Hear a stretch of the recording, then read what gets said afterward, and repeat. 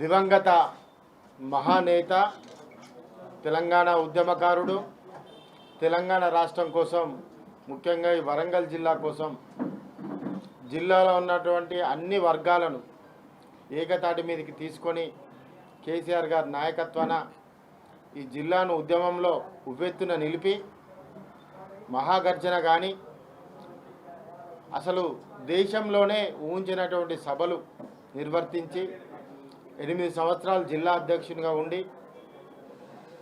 State చైర్మన్గా ఉండి, అదేవిధంగా శాసనసభ్యునిగా ఉండి, బ్లాక్ కాంగ్రెస్ అధ్యక్షునిగా ఉండి, జెడ్పీటీసీగా ఉండి, తన జీవితం మొత్తం ప్రజాక్షేత్రంలోనే ఉండి ప్రజలకు అంకితం చేసినటువంటి మహానాయకుడు పెద్ది సుదర్శన్ రెడ్డి గారి మరణాంతరం ఏమేం జరిగిందన్నది కూడా వరంగల్ జిల్లా ప్రజలకే కాదు, తెలంగాణ రాష్ట్రం యావత్తు అందరూ కూడా తిలకించడం జరిగింది.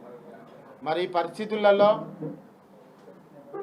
ఈరోజు ఆయన యొక్క విగ్రహాన్ని రమారామిగా ఒక 2000 మంది పోలీసు వాళ్ళను ఏర్పాటు చేసి ఈ జిల్లాలో ఉన్నటువంటి ముఖ్య నాయకులందరినీ హౌస్ అరెస్టులు చేసి ఈరోజు తెల్లవారుజామున దాన్ని నిర్వీర్యం చేయడం జరిగింది, కూల్చేయడం జరిగింది. మేము ఒకటి మిమ్మల్ని సూటిగా అడుగుతున్నాం, కాంగ్రెస్ ప్రభుత్వాన్ని అడుగుతున్నాం, దానిలో పాల్గొన్న అధికారులను అడుగుతున్నాం, వాళ్ళను ప్రోత్సహించి వాళ్ళను ముందుకు తీసుకెళ్ళి వాళ్ళతో చేయించినటువంటి నాయకులను కూడా అడుగుతున్నాం. ఇదే స్థలంలో ఒక ప్రైవేట్ వ్యక్తి వాళ్ళ ఇష్టానుసారంగా విగ్రహాలను పెట్టుకుంటే మీరు ఎంబడబడే వాళ్ళ కాదు కదా.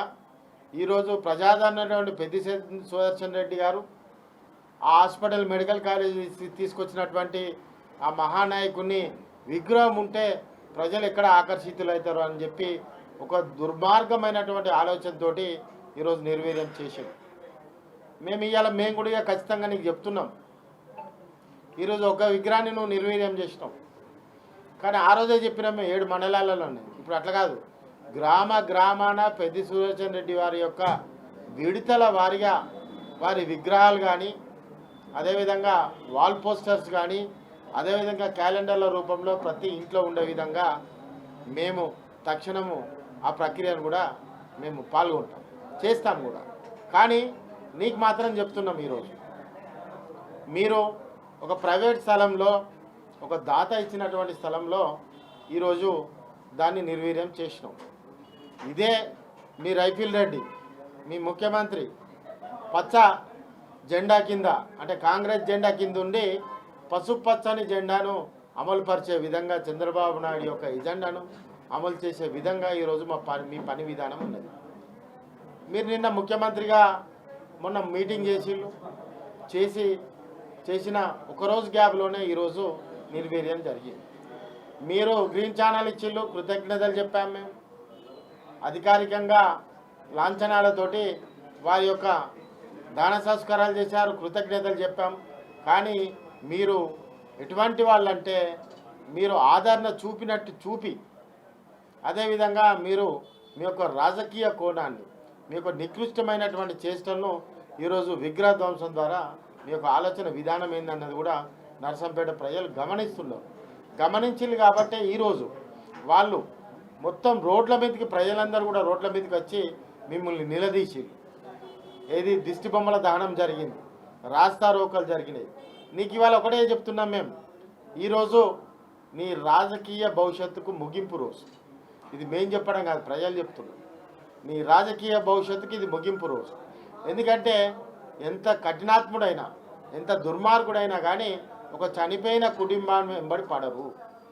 అటువంటిది ఆయన కనీసం ఆయన యొక్క ఏమంటారు అస్థికలు కూడా ఇంకా గోదావరి నదిలో ఇంకా కలపలేదు.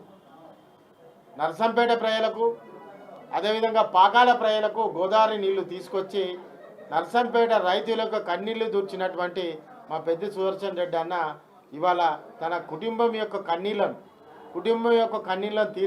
మీరు తీర్చాల్సినటువంటి, మీరు ప్రజాప్రతినిధి ఉన్నటువంటి మీరు ఈరోజు ఆయన ఒక విగ్రహం మీద విధ్వంసం చేసిల్లంటే మీకు ఆపే శక్తి ఉందా? మీరు ఆపగలుగుదా? ఈరోజు ప్రభుత్వంలో ఉన్నారు కాబట్టి 2000 మంది పోలీసు వాళ్ళని పెట్టుకొని మీరు చేసేది. ఈ ఆపండి, ఇంటింటికి ఆపుతారా చూస్తాం మేము కూడా. ఆపండి. ఈ చైతన్యం నర్సంపేట అంటేనే చైతన్యవంతమైనటువంటి నర్సంపేట, ఒక లెఫ్ట్ ఐడియాలజీ ఉన్నటువంటి నర్సంపేట.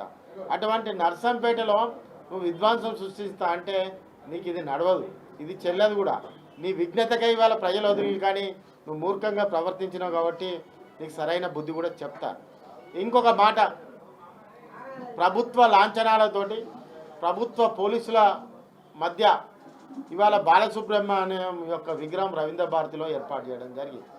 మరి బాలసుబ్రహ్మణ్యం సింగర్ గారి విగ్రహం ఏర్పాటు చేసేటువంటి మనసు వస్తుంది నీకు. కానీ తెలంగాణ కోసం, తెలంగాణ ఉద్యమాల తరఫున కొట్లాడిన నాయకుడు, ప్రజాప్రతినిధిగా కొన్నేళ్ళు ఉన్నటువంటి నాయకుడు, ప్రజాక్షేత్రంలో ఉన్నటువంటి నాయకుడు, ప్రజాభిమానం ఉన్నటువంటి నాయకుని యొక్క విగ్రహం కూల్చినావంటే నువ్వు రైఫిల్ రెడ్డి ఈరోజు నువ్వు పచ్చ జెండా కింద ఉండి, ఆకుపచ్చ జెండా కింద ఉండి పసుపు జెండా ఎజెండాను మోస్తున్నాం అన్న సంగతి ప్రజలకు కూడా అందరికి కూడా అర్థమైంది. అందుకే మేము స్పష్టంగా చెప్తున్నాం, ఈరోజు నర్సంపేట నియోజకవర్గము తన రాజకీయ భవిష్యత్తుకు ముగింపు రోజు ఈరోజు.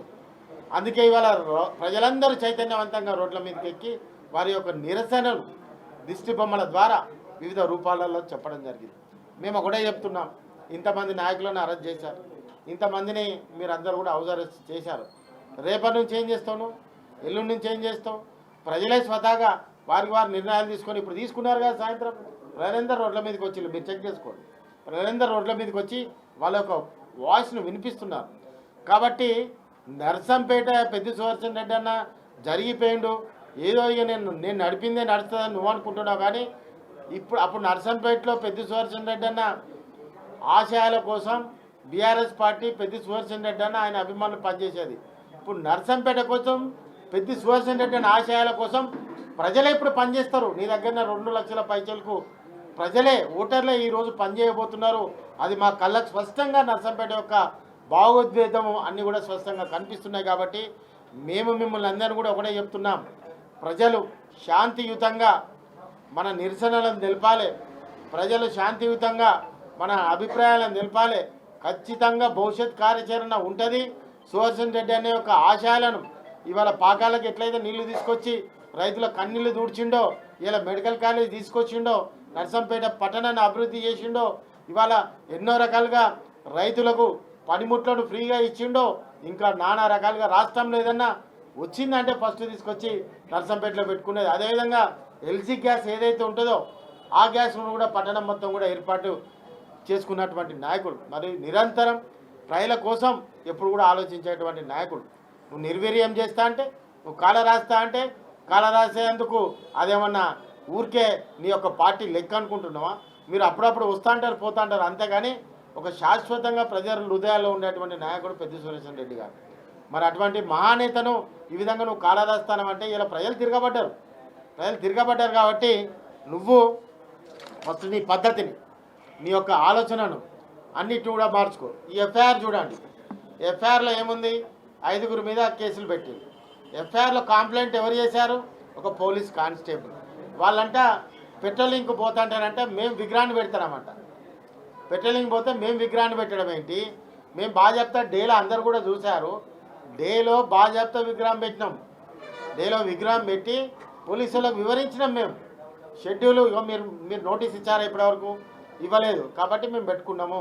కాబట్టి మీరు రూల్ పాటించలేదని కూడా నివారించినాం. ప్రజలు దీనికి పెద్ద ఎగ్జాంపుల్. ప్రజలు కంప్లైంట్ ఇవ్వడానికి కూడా నిరాకరించిళ్ళు, వాళ్ళకి ఇష్టం లేదు. కాబట్టి పోలీసులే కంప్లైంట్లు ఇచ్చుకొని ఎఫ్ఐఆర్ చేసింది. ఇది నిలువెత్తు సాక్ష్యం.